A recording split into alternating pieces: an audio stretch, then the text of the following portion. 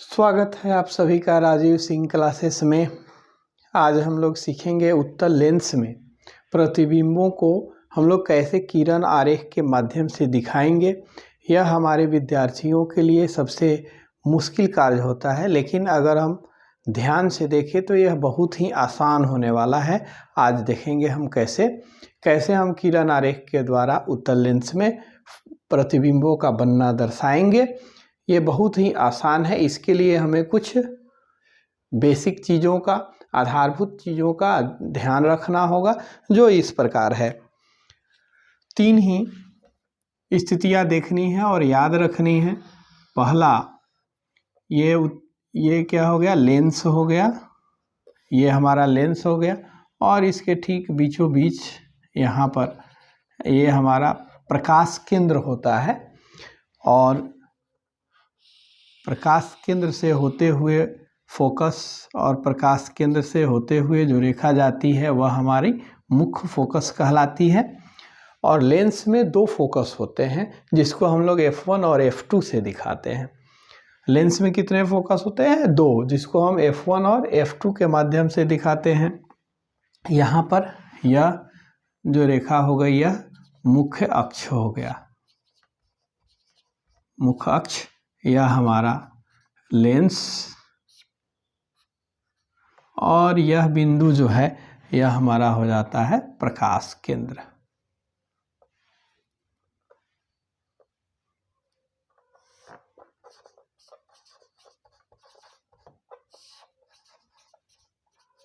प्रकाश केंद्र इसको कहते हैं, जिसको O के द्वारा हम लोग दर्शाते हैं। अब यहाँ हमें देखना है कि यदि कोई किरण मुख्य अक्ष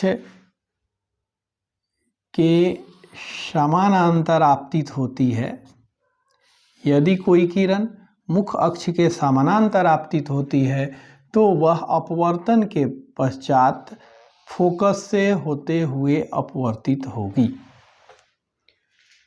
यदि कोई किरण मुख्य अक्ष के समानांतर आपतित होती है तो वह फोकस से होते हुए अपवर्तित होगी। दूसरी स्थिति जो है वह लेंस में यदि कोई किरण इसके प्रकाश केंद्र से होते हुए आपतित होती है तो वह बिना विचलित हुए इस बिंदु से होकर निकल जाएगी, अपवर्तित हो जाएगी। क्योंकि लेंस में अपवर्तन होता है, इसे हमको ध्यान रखना होगा। यदि कोई किरण लेंस के फोकस केंद्र से होकर आपतित होती है तो वह निर्गत, बिना विचलित हुए निर्गत हो जाती है, अपवर्तित हो जाती है। तीसरी जो स्थिति है वह हम इस तरह देख सकते हैं। यदि किसी लेंस में, उत्तल लेंस में हमारा किरण जो है, आपतित किरण यदि मुख्य फोकस से या फोकस से होते हुए आपतित होती है तो वह अपवर्तन के पश्चात मुख्य अक्ष के समानांतर अपवर्तित होती है। तो 3 स्थितियां हैं। इन 3 में से 2 के माध्यम से ही हम किरण आरेख के द्वारा प्रतिबिंब का बनना दर्शाते हैं। फिर से मैं दोहरा देता हूँ। यदि उत्तल लेंस में कोई किरण मुख्य अक्ष के समानांतर आपतित होती है तो अपवर्तन के पश्चात वह फोकस से होते हुए अपवर्तित होगी या निर्गत होगी। यदि उत्तल लेंस में कोई किरण प्रकाश केंद्र से होते हुए आपतित होती है तो वह अपवर्तन के पश्चात बिना विचलित हुए सीधे निर्गत हो जाएगी। तीसरी स्थिति है, यदि आप उत्तल लेंस में कोई किरण मुख्य फोकस से या फोकस से होते हुए आपतित होती है तो अपवर्तन के पश्चात वह मुख्य अक्ष से होते हुए गुजरती है। अब इन तीनों स्थितियों को अगर हम ध्यान में रखें तो आगे हमारा प्रतिबिंब को किरण आरेख के माध्यम से दर्शाना बहुत ही आसान हो जाता है। जैसे अगर हम कोई एक स्थिति देखते हैं, उत्तल लेंस में यदि वस्तु, जिसको हम लोग बिंब के नाम से भी जानते हैं, वस्तु को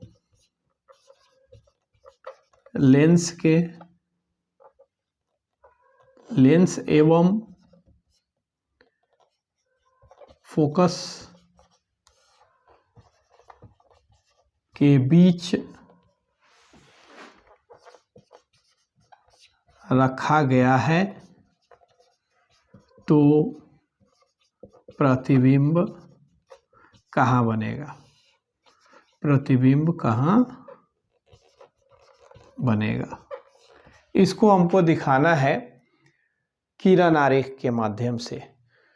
तो कोई भी प्रतिबिंब को दिखाने के लिए किरण आरेख की जब बात होती है तो सर्वप्रथम उत्तल लेंस है, तो हम यहाँ पर एक उत्तल लेंस बनाएंगे।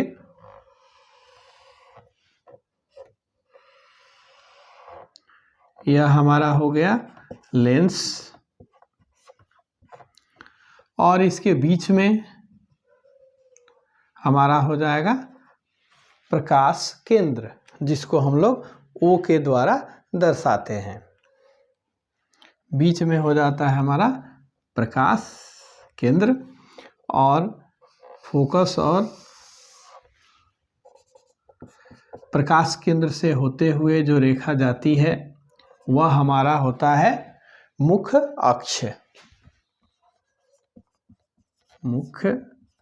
अक्ष। अब इसमें वस्तु को कहाँ रखना है? लेंस मतलब प्रकाश केंद्र और फोकस के बीच रखनी है हमको। वस्तु को कहाँ रखना है? लेंस और फोकस के बीच। तो वस्तु को हम लोग यहाँ पर रखते हैं। मान लीजिए ये वस्तु है हमारा A और ये B। ए भी वस्तु का नाम दे सकते हैं, चाहे जो मन हो वो दीजिए। अब यहाँ पर हमारा कोई दो ही किरण लेंगे। दो किरण कौन कौन होगा?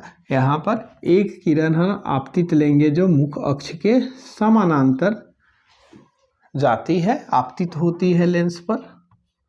तो यहाँ हमको याद देखें हम लोग कि यदि कोई किरण मुख्य अक्ष के समानांतर हो तो वो अपवर्तन के पश्चात फोकस से होते हुए जाती है। तो ये फोकस से होते हुए अपवर्तित हो गई या निर्गत हो गई। दूसरी किरण हम लेंगे यहाँ पर, यह प्रकाश केंद्र से होते हुए कोई किरण आपतित होती है तो वो बिना विचलित हुए अपवर्तित हो जाती है। तो ये दो किरणें हो गई। तो प्रतिबिंब कहाँ बना, कैसा बना? ये किरणें कहीं मिल नहीं रही हैं, लेकिन ये हमारी किरणें जब इनको हम देखेंगे यहाँ से तो ये लगेगा कि यहाँ से आ रहा है, और ये किरण प्रतीत होगी कि यहाँ से आ रहा है हमारा।